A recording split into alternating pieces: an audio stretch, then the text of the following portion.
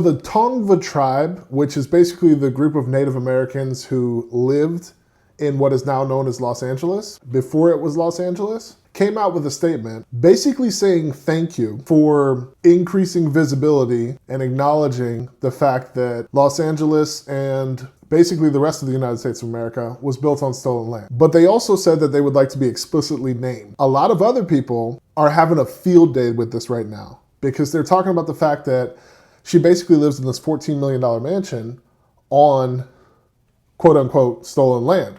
And they're asking, is she gonna give back her land and her house? A few reporters actually came to her home and confronted her outside of her house and asked her about this, and she didn't respond. I felt like it was just another moment in American history, or human history if you wanna think globally, where people were dishonest about the conversation and didn't talk about the truth.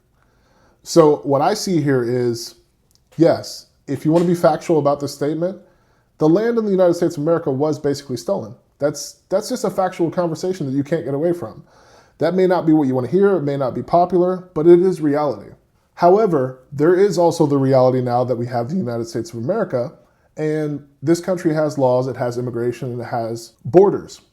So even if you want to highlight and acknowledge the fact that the land was stolen, you also have to acknowledge the fact that now we have a country where laws exist and borders exist and immigration happens.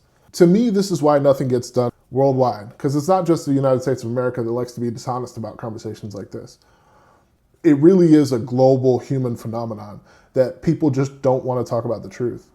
I think that immigrations would make a lot more sense if people would just take the race factor out of it and start making decisions based on actual immigration rather than race.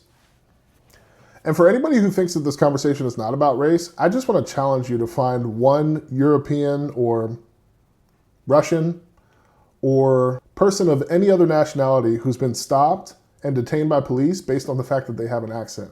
Because I've only seen brown and black people that have been stopped on the basis of having an accent or being outside of a certain establishment.